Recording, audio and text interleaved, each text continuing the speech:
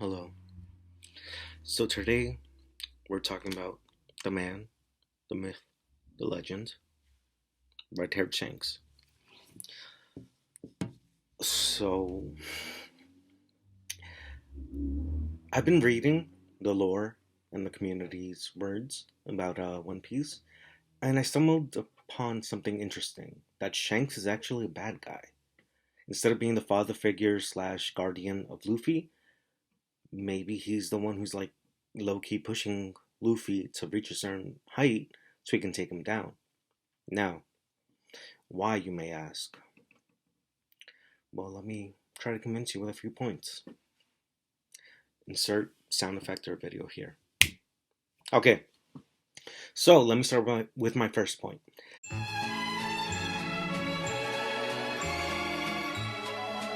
He asked Whitebeard to recall Ace.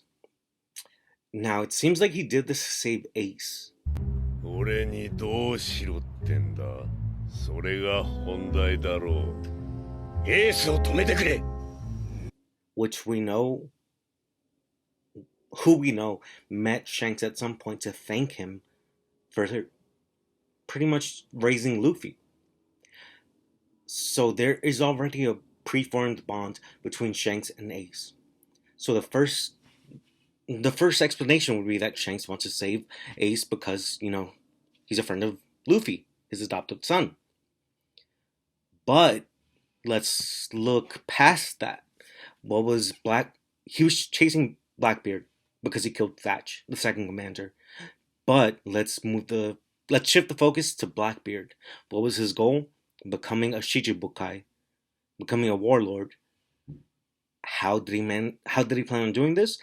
By taking down the high rookie Luffy. He had a 100 billion, Jesus Christ, 100 million bounty, I think, at the time. If I'm wrong, then insert image here. But yeah, that was his plan, to take down Luffy. And Ace happens to go against him for different reasons. But Shanks, he kind of let this happen. He knew Whitebeard wouldn't recall Ace. And he didn't take action himself to stop Blackbeard, which he could have. He kind of okayed the plan for Ace going against Blackbeard, even though he knew, Shanks obviously knew, that Blackbeard would win. Now, I don't know about y'all, but I low-key think that he set Ace up. For better or for worse. Either he could have saved Ace and didn't want to, or I don't know. Take from that what you will. Next.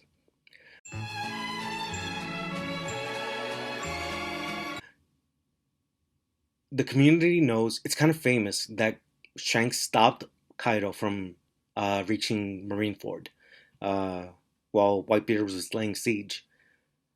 Now, the common think piece is that Shanks did this to help Whitebeard, to stop another rival from attacking Whitebeard when he was in a vulnerable position. Very obvious, very reasonable conclusion to come to. But maybe he did this because Kaido would have disrupted the balance and would have hurt the Marines more than he would have hurt Whitebeard.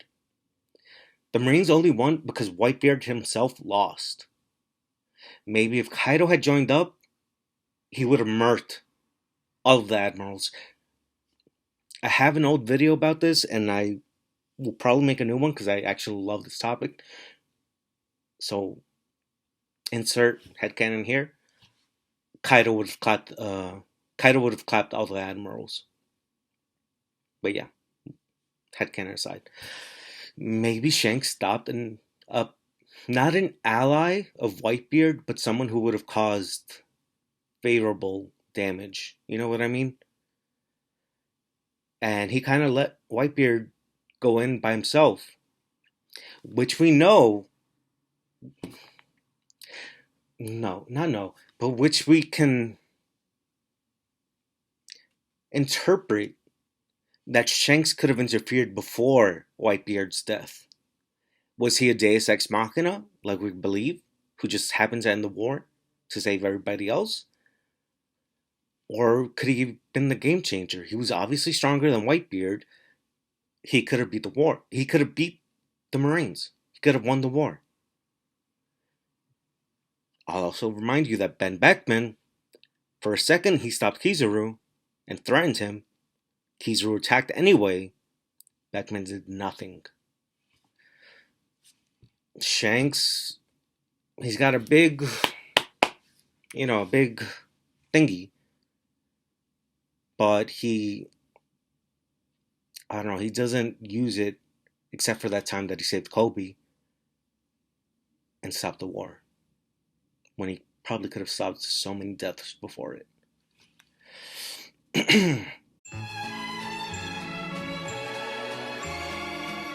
My next point, the one we all obsess over. He went to talk to the Gorosei.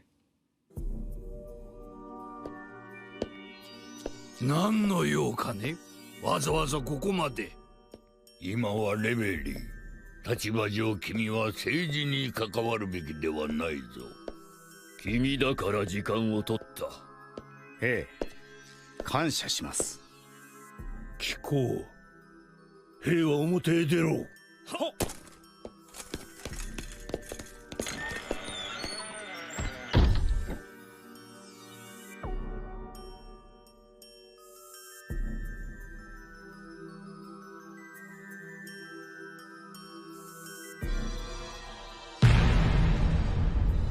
ある海賊について話が And I'll be honest, when I first saw this, while I was reading the manga, obviously, I thought, oh shit, my guy has clout. And I thought, okay, he's probably talking about Blackbeard, because Blackbeard is slept on as a threat. Even Whitebeard didn't really acknowledge him for what he was. What he could be, I should say. And he goes to the Gorosei and he talks, and he says, I need to talk to you about a certain pirate.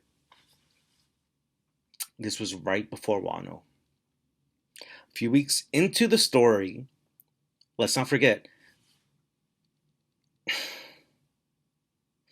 the Reverie was just a few days, if that, before Luffy arrives at Wano.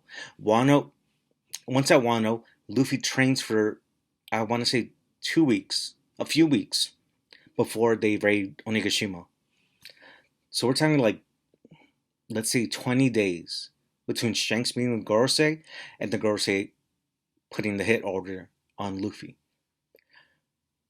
So what did Shanks say? Maybe he told them, hey, Luffy ate the Gomu Gomu fruit that I had, but I know it wasn't actually just the Gomu Gomu. It was the Hito Hito no Mi model sun god. That changes everything. He kind of snitched on Luffy, and it's fair to surmise because before this point, the Gorosei, they saw the threat of Luffy, but they didn't go all out. At this point, they sent one of their top agents, the commander of CP0 after Luffy, whilst he was in a fight with a Yonko that he would probably lose, but they wanted to tip the scale on Luffy's defeat and send the CPO motherfucker in. It's not wild to interpret from that Luffy was kind of set up by Shanks.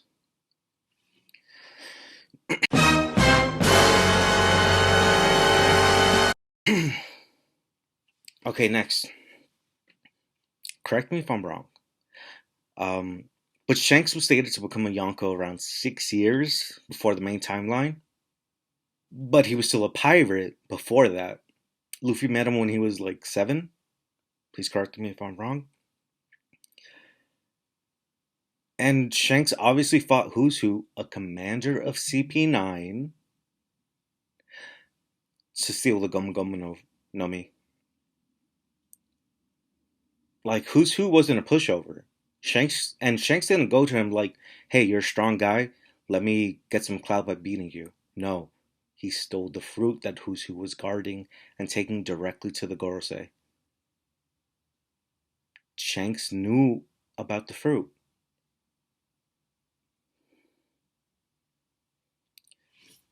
Next.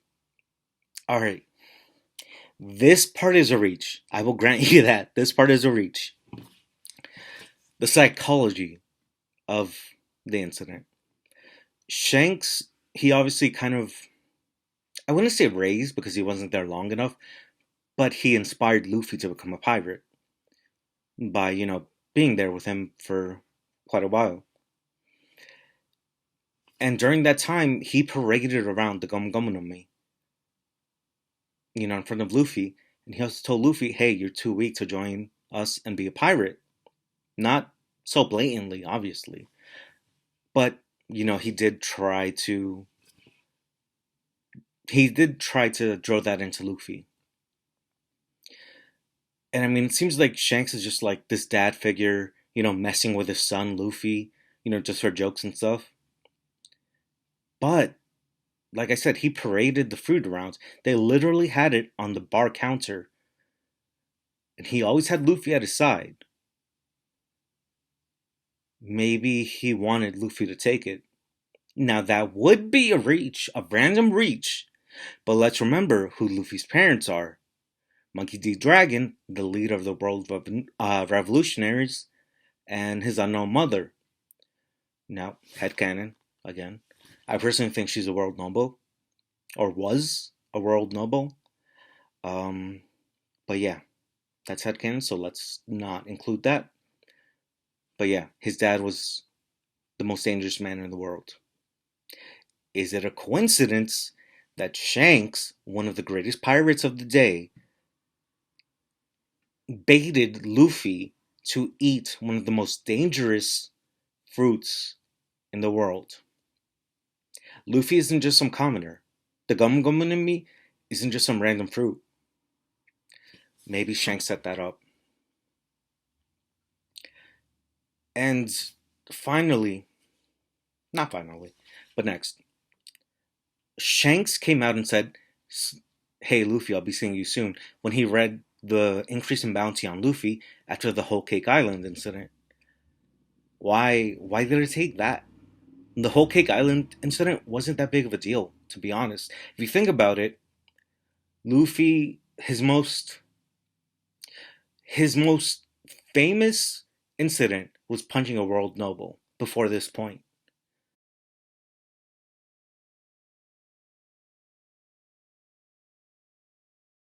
His strongest achievement was murking Enies Lobby.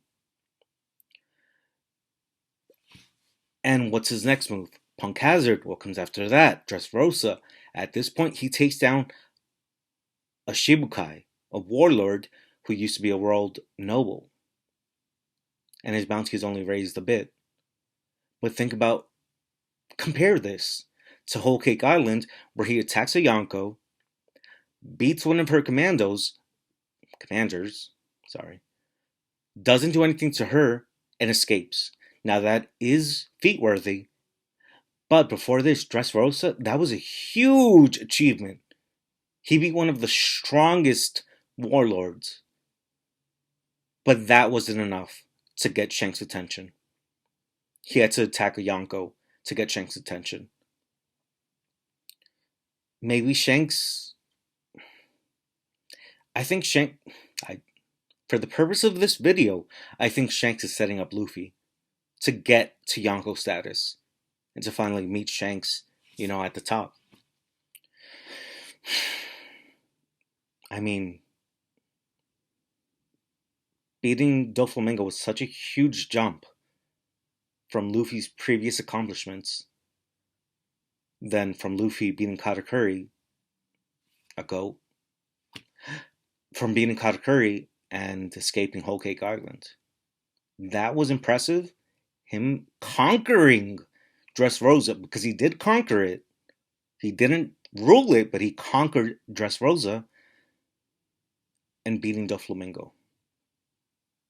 The second one was a much more impressive feat to the outside world.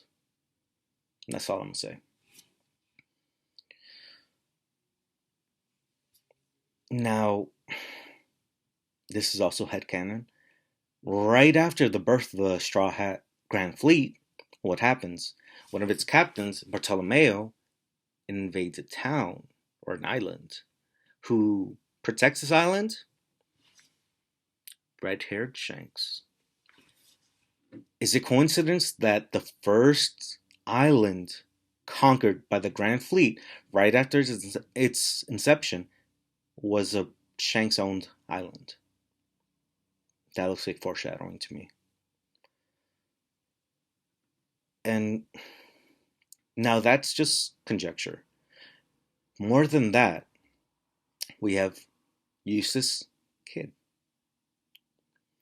He has two main accomplishments in the New World. A, he fought Shanks. B, he fought Big Mom. Now let's talk about Big Mom. He injured one of her suite commanders. We're never told which one. I'm gonna go ahead and guess it's not Katakuri. But regardless, he injured one of her suite commanders, one of her captains, and escaped Whole Cake Island. That's not like an easy feat. Luffy needed mad help to do it himself. That's why he accomplished what he did. I mean, even Katakuri helped him. But Kid did it by his own strength and will. That sets a bar for Kid. He's not nearly Yonko level, but he's around commander level. But he didn't get too banged up during the Whole Cake Island incident. However, he lost an arm and was mutilated by the red-haired pirates. Let's think about that. He went into Big Mom territory, one of the more aggressive Yonko, and came out more or less whole. Then he attacked the red-haired pirates and lost 1/4 of his body. I think that's a fact that's kind of slept on. I think that's kind of a big deal. And before this incident, he planned on taking, before Wano, he planned on taking down Shanks. After, that's probably still going to be his plan. It seems consistent that his plan is attacking Shanks. And Shanks took his arm, not Big Mom, not Kaido. Kaido, who beat Kid and took him prisoner, he didn't even hurt Kid like Shanks did. I think that's low-key a big deal. I don't have my phone locked, so I gotta unlock it. Which, this is aside from my theory, but it's also cool that Kid beat a Yonko, even though Law did most of the work. But that's a video for another day. Kid did take down a Yonko. Let's see what happens with his next encounter with the red-haired pirates. But that aside, Shanks did one of the most gruesome things in the entire series. He amputated a limb from Kid and tore giant scratches into his self, into his body. We take that jokingly, like, ha ha ha, Kid, he won against the big dogs and lost. But no, Shanks did something super fucked up, even for, like, enemies and pirates. That's kind of that's kind of setting up Shanks as this badass motherfucker, when previously we saw him as a benevolent father figure. And in the middle, a neutral kind of power that stopped the war at Marineford, ending in Whitebeard's army completely, like, eradicated. I'm kind of leaning towards the other side. Maybe Shanks isn't such a good guy. And now we're delving into full headcanon territory. So, finna ramble for a minute. no one expected Luffy to not just be a sun god, that could have been explained away, but becoming this Looney Tunes character. I'll talk about this in another video. But anyway, Oda subverted expectations by A, making Luffy comparable to Kaido by learning to code his attacks in Conqueror's Haki, but B, unleashing Gear 5 and his awakening and kind of just like toying around with Kaido.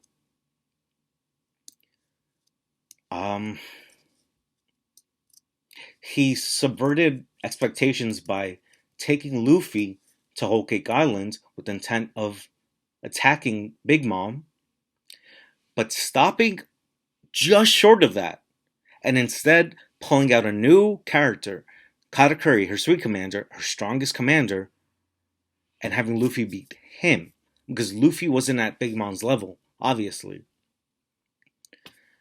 Oda does a lot of things to subvert expectations. I think maybe this was one.